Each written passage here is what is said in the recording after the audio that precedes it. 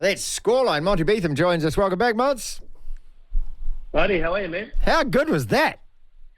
Oh, understatement. You can't even just sort of capture how you feel about a win like that by saying how good was that. It was bloody amazing. The best ever in terms of a Kiwi victory, and especially over the world champions. They've had their biggest loss in history, which was huge, man.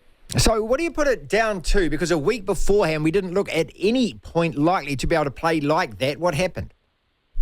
It's always weird when you play a team back-to-back in consecutive weeks. The result can change, and often does, but it doesn't change by that margin. The week before, they lost by just over 20 points, and, you'd be forgiven for feeling they're going to the grand final or the final a week later, that you wouldn't be too confident about your team's chances. But especially when you think about the Australians who had rested a couple of their premier props in the middle of the field, and Payne Haas and Saul Maliawi, but they came back in. They were pretty confident. They had one man down in Murray, but from the start, this Kiwi side had a lot to prove, and and that was off the back of a really staunch, strong performance from the new captain, who's not done a thing wrong in the last few seasons, and that's James Fisher-Harris. He's been a fine leader.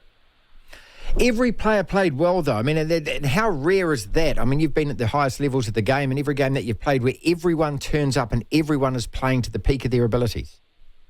Well, you need it. You definitely need that. And to say it is one thing, but it's not often it happens. And we've seen some in the years be some iconic victories against Australia, but for the people that were there, present for that, and for me calling it with Glenn Lummer and other people that have watched it live, there has not been one better. They'll be as good as not any win, and it was one to cherish. There was four debutants that were playing, not just in that game, but in terms of new in the series. Matt Tomoko, Leo Thompson, who just didn't look out of place, and good to see the boy from Greymouth, Griffin Nairn, getting across the line and showing some wonderful talent.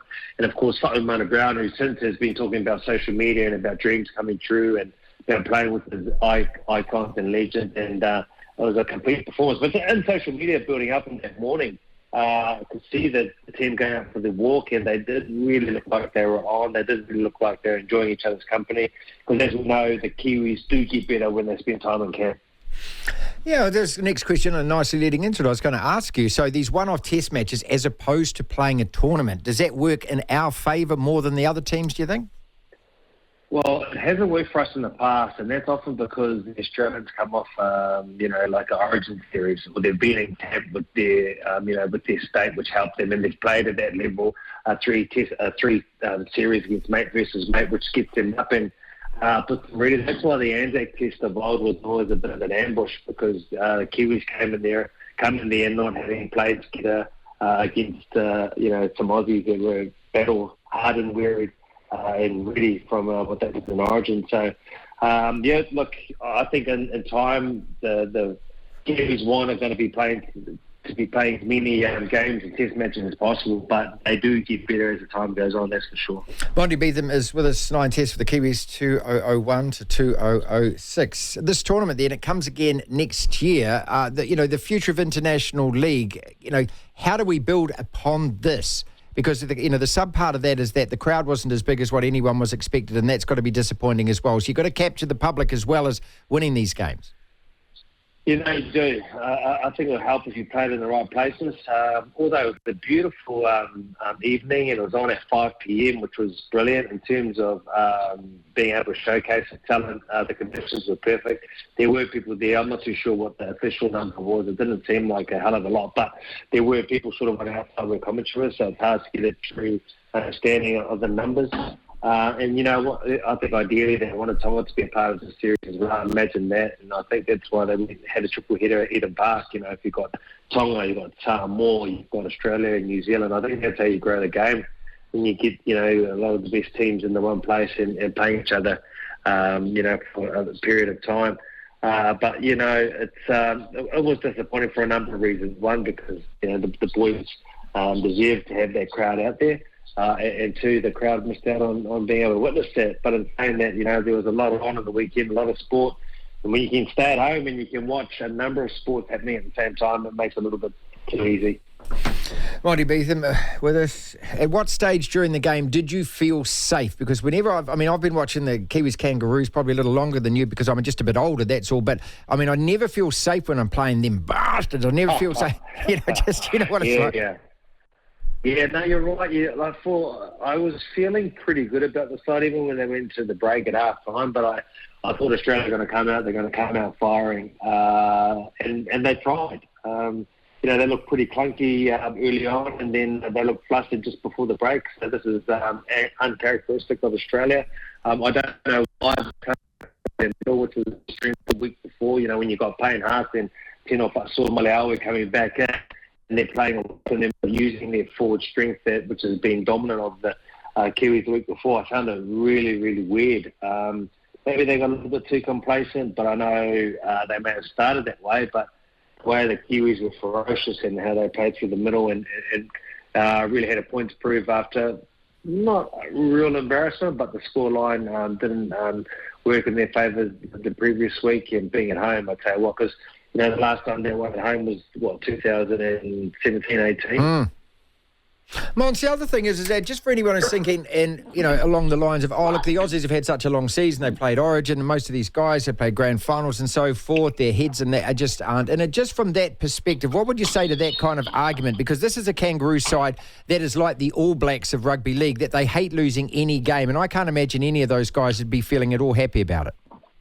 Oh, look, if you think about the All Blacks and what it means to be an All Black and the pressure on the All Blacks, like there's no harder job in terms of professional sport in this country. It's the same as the Kangaroos over there in Australia. That's their number one sport, which is rugby league. They've got a very, very proud history. And to lose to the Kiwis is not good enough, but to have the biggest score margin against you and have that on your watch, that will be terrible. So, look, they wanted to climb, they wanted to finish the season strong, no doubt about it, and all of them had won premierships, but they will be hurting surely from that. And they were trying to make amends. They were trying to come back. They were trying to throw caution to the wind and everything else, but this Kiwi side and the brotherhood and the mana that they stood up with and came home with, it was just too much for this Australian team.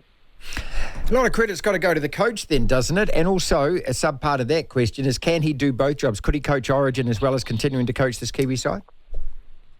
Look, just me, I was one of the selectors in picking this team, and this is just my point of view. I don't like that, but that doesn't mean it's not going to happen. And when I was part of the independent panel that appointed Madge the job at Kiwis, and he told me a long time back then saying that, when I said, can you do club and country? And he says, mate, I'm a workaholic, I can do it all. And I looked into his eyes when he answered that question that I put to him, and I believed it. So there's no doubt about it. And if you think about what he's been able to do with this team in that short time, if they had won that semi-final in the World Cup last year, they probably go on to win it. And, they weren't far off that. He's been doing some good things for the back jumper, that's for sure. Oh, well, when I grew up, it was, the pinnacle of rugby league was us playing the Kangaroos. And I go back to that 83, 85, 87, the 88 final at Eden Park, all of these kind of years. And so, just to get International League back again and back on the stage, absolutely terrific. And what a game to be at. And also pat yourself on the back as a selector, mate. You got a job for at least another 12 months now. Oh, look, I just love being a part of it. I bleed black and blue because I'm also Tour Samoa and love them as well. But just to watch these young guys come through, because there's changing of the guard, there's a lot of guys that have given great service to this, country and that back jumper who weren't there. So the guys coming through, they didn't look out of place. And what Madge and that crew have put together, Mochitoni, New Zealand Rugby League, have done is wonderful. And the coaching staff, Stacey Jones, Nathan Callis, very good. Always a pleasure, Mon. Thanks so much, mate. Thanks, brother. Monty Betham with us, Kiwi selector, proud Kiwi himself.